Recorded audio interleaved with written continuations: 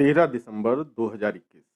CJI justice NV Ramna ने जिस राजद्रोह को अंग्रेजों के जाने के बाद भी जिंदा रहने को भाग्यद्रोह बताया था, अंग्रेजों के फेंके टुकड़ों पर पलने वाली इन संघी मुखबिरों की भाजपा सरकार उसको जारी रखना चाहती है। शनिवार को विंटर सेशन के दौरान ये साफ हो गया कि मोदी सरकार अंग्रेजों की ही तरह हम भारत के लोगों पर राजद्रोह लगाती रहना चाहती है, हमें जेल में ठूसने ही रहना चाहती है। और इसका सीधा मतलब यह है कि जो भी इनकी भाषा में बात नहीं करेगा, मोदी मोदी नहीं कहेगा, उस पर यह कानून लगाया जाएगा। और इतना ही नहीं, इसके लिए मोदी सरकार हर बार की तरह इस बार भी संसद की सारी पवित्रता का शील भंग कर चुकी है। केंद्रीय कानून मंत्री किरेन रिजिजू ने संसद में बताया है कि राजद्रोह कानून खत्म करने का कोई प्रस्ताव नहीं है। जब सांसद एम बदरुद्दीन अजमल ने पूछा था कि क्या सरकार भारतीय दंड संहिता की धारा 124 ए यानी राजद्रोह को खत्म करने या संशोधित करने की योजना बना रही है, और सांसद ने यह भी पूछा था कि क्या सुप्रीम कोर्ट ने ऐसा कोई कमेंट किया था कि राजद्रोह कानून औपनिवेशिक है और इसका दुरुपयोग किया जा रहा है।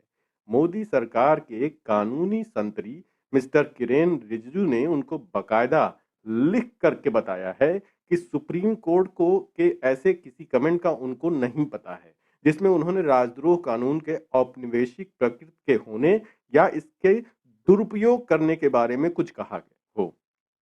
मतलब, राजद्रोह कानून पर सुप्रीम कोर्ट के सीजेआई एनवी रमना की 3 जजों की बेंच ने इनके दुरुपयोग पर बकायदा इन्हीं को नोटिस भेज रखा है, मगर कानून मंत्री को कुछ पता ही नहीं है कि राजद्रोह के बारे में सुप्रीम कोर्ट ने क्या कहा है और क्या किया है। लेकिन मंत्री जी को अपने काम की चीज पता है, जिसमें मीडिया पर नकेल कसना शामिल है, और वो संसद में सुप्रीम कोर्ट का वही कोर्ट निकाल करके लाए।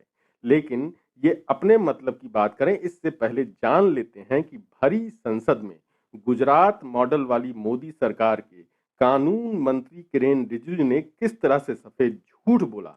मोदी के ही नक्शे कदम पर संसद की पवित्रता का न सिर्फ रेप किया, बल्कि लिखित रूप में इसका संसद में ऐसा इकरारनामा छोड़ा है जो इतिहास में इनके माथे पर हमेशा कलंक बना रहेगा। सीधे चलते हैं 15 जुलाई 2021 की तारीख पर। ये वही तारीख है जब पिछले 7 सालों में मोदी सरकार की उम्मीदों के लहलहाते चेहरे पर 7 नंबर का जूता बड़े जोर से लगा था। इस दिन सुप्रीम कोर्ट में chief justice NV Ramana, justice AS Bopanna और जस्टिस ऋषिकेश रॉय की बेंच बैठी थी, और बेंच ने देश में राजद्रोह कानून के बड़े पैमाने पर दुरुपयोग पर भारी चिंता व्यक्त की थी। सीजेआई एनवी रमना ने भी विरोध को रोकने के लिए कथित तौर पर सन 1870 के औपनिवेशिक युग में बने राजद्रोह को जारी रखने पर आपत्ति व्यक्त की थी। उस वक्त मोदी सरकार की ओर से सॉलिसिटर जनरल तुषार मेहता ने सुप्रीम कोर्ट के कठोर रुख को देखते हुए संकेत दिए कि सरकार इस कानून का दुरुपयोग रोकने के लिए कदम उठाना चाहती है। हमने तब भी यही कहा था और अब भी यही कह रहे हैं कि इस तरह के जितने भी ऐसे मुद्दे आते हैं जिसमें केंद्र सरकार मोदी जी फंसते दिखते हैं, सॉलिसिटर जनरल तुषार मेहता की यही कोशिश रहती है कि कोर्ट कोई आदेश न दे, बल्कि केंद्र सरकार को फैसला लेने के लिए वक्त दे दे, ताकि मामले को और लटकाया जा सके और मनमानी की जा सके। मगर तब चीफ जस्टिस रमना ने आईपीसी की धारा 124 ए को चुनौती देने वाली याचिका पर नोटिस जारी करते हुए कहा कि कानून के बारे में इस विवाद का संबंध है, ये औपनिवेशिक कानून है, ये स्वतंत्रता आंदोलन को दबाने के लिए था। उसी कानून का इस्तेमाल अंग्रेजों ने महात्मा गांधी, तिलक वगैरह को चुप कराने के लिए किया था। आजादी के 75 साल बाद जस्टिस रमना पूछ रहे हैं, आजादी के 75 साल बाद भी क्या ये जरूरी है? आजादी के 75 साल बाद भी इस तरह के कानूनों को जारी रखना दुर्भाग्यपूर्ण है। जस्टिस रमना की बेंच ने जिस याचिका पर नोटिस जारी किया, उसमें सन 1962 में आए केदारनाथ सिंह बनाम बिहार फैसले पर सवाल उठाए गए हैं, क्वेश्चन खड़ा किया गया है। उस फैसले में कोर्ट ने कहा था कि आईपीसी की धारा 124 ए वैध है, लेकिन इसका उपयोग ऐसे मामलों में ही होना चाहिए जिसमें किसी के कुछ कहने से सचमुच हिंसा हुई हो या सरकार के खिलाफ सशस्त्र विद्रोह का अंदेशा हो। और तो और जिस बात पर मोदी जी के ये मंत्री जी भरी संसद में लिख करके झूठ बोल रहे हैं, उस पर जुलाई में ही जस्टिस रमना की बेंच ने देश भर में राजनीतिक कारणों से इस धारा के दुरुपयोग का भी हवाला दिया था। बाकायदा चीफ जस्टिस एनवी रमना ने कमेंट किया कि किसी भी राज्य में सत्ताधारी पार्टी अपने विरोधियों के ऊपर ये धारा लगवा देती है। चीफ जस्टिस रमना ने कहा था कि सरकार कई कानून हटा रही, लेकिन उनको नहीं पता कि वो इस पर क्यों नहीं गौर कर रही है। अगर हम इस धारा को लगाने के इतिहास को देखें तो इस धारा की विशाल शक्ति की तुलना एक बढ़ई से की जा सकती है, जिसके पास एक चीज बनाने के लिए आरी है और जो इसका उपयोग एक पेड़ की बजाय पूरे जंगल को काटने के लिए करता है।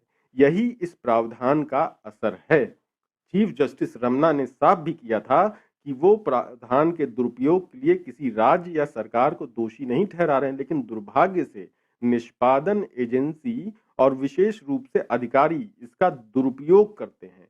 सीजेआई ने कहा था कि स्थिति की गंभीरता इतनी विकट है कि अगर कोई राज्य या कोई विशेष दल आवाज नहीं सुनना चाहता है तो वो इस कानून का इस्तेमाल ऐसे लोगों के ग्रुप्स को फंसाने के लिए करेंगे। और इतना ही नहीं, जस्टिस यूयू ललित की अध्यक्षता वाली बेंच ने भी आईपीसी की धारा 124 ए की संवैधानिकता को चुनौती देने वाली याचिका की सुनवाई कर रही है। 30 अप्रैल इसी साल कोर्ट ने मणिपुर और छत्तीसगढ़ राज्यों में काम कर रहे 2 पत्रकारों की दायर याचिका में नोटिस जारी कर रखा है।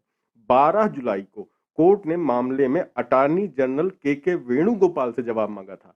अब बताइए कि क्या के वेणुगोपाल साहब ने मोदी जी के इन मंत्री साहब को नहीं बताया जो ये आकर के भरी संसद में लिख करके झूठ बोल रहे हैं।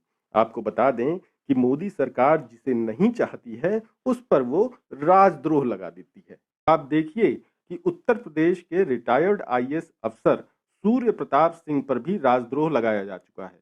किसान आंदोलन के दौरान कुल 6 मुकदमे राजद्रोह के दर्ज किए गए। यूपी में हाथरस गैंग रेप के बाद जब योगी आदित्यनाथ की पुलिस ने रातों रात पीड़िता को फूंक डाला तो जिस किसी ने इसका विरोध किया उन पर 27 मुकदमे राजद्रोह के दर्ज किए गए। और बड़ी बात यह है कि 2014 के बाद 405 दर्ज राजद्रोह के मुकदमे में 96% वो मुकदमे हैं जिसमें किसी राजनीतिक नेता की आलोचना की गई है। अभी और जानिए, इनमें से 149 दर्ज वो मुकदमे हैं जिनमें नरेंद्र मोदी की आलोचना की गई है। और फिर योगी क्यों पीछे रहता? 144 मुकदमे वो दर्ज हैं जिसमें यूपी के सीएम योगी आदित्यनाथ की आलोचना की गई है। इन दर्ज मुकदमों में उन मुकदमों की संख्या 28% है जो सुप्रीम कोर्ट के दिशा निर्देशों के खिलाफ दर्ज किए गए हैं। और ये अधिकतर सेडिशन के मुकदमे देश में चल रहे विभिन्न आंदोलनों के संदर्भ में दर्ज किए गए हैं। जैसे बीजेपी शासित राज्यों में 3700 लोगों 3700 लोगों पर सीएए आंदोलन में शरीक होने के कारण राजद्रोह लगा दिया गया है। सबसे अधिक राजद्रोह के मुकदमे दर्ज करने वाले 5 राज्यों में 4 राज्य बिहार, यूपी, कर्नाटक, झारखंड, इन सब में भाजपा की सरकार रही है। झारखंड अभी कुछ साल पहले गैर भाजपा शासित राज्य हुआ है। उत्तर प्रदेश में 2010 के बाद से सेडिशन के दर्ज 115 मुकदमों में से 77% योगी आदित्यनाथ के कार्यकाल के हैं। इसके बावजूद मंत्री महोदय को हवा तक नहीं है कि देश भर में अंग्रेजों के बनाए इस कानून का व्यापक विरोध हो रहा है। सुप्रीम कोर्ट के आधा दर्जन से अधिक जज कह चुके हैं कि फालतू का कानून है, फंसाने के लिए यूज होता है। फिर कानून मंत्री को पता क्या है? कानून मंत्री को पता है कि रिट याचिका आपराधिक संख्या 217/2021 Messrs Amoda broadcasting company private limited और अन्य बनाम आंध्र प्रदेश राज्य और अन्य में माननीय सुप्रीम कोर्ट ने 31/5/2021 के अपने आदेश के पैरा 3 में अन्य बातों के साथ साथ कहा है कि भारतीय दंड संहिता 1860 की धारा 124A, 153A और 505 के प्रावधानों के दायरे और मापदंडों की व्याख्या की जरूरत है, विशेष रूप से समाचार, सूचना और अधिकारों को संप्रेषित करने के लिए इलेक्ट्रॉनिक और प्रिंट मीडिया के अधिकार के संदर्भ में। मतलब अंग्रेजों की गुलामी करने वाले कानून का साथ इनको पसंद है, मगर किसी का कुछ बोलना बताना इनको कहाँ दिक्कत देता है, कहाँ दिक्कत देता है, ये आप कमेंट बॉक्स में बता सकते हैं।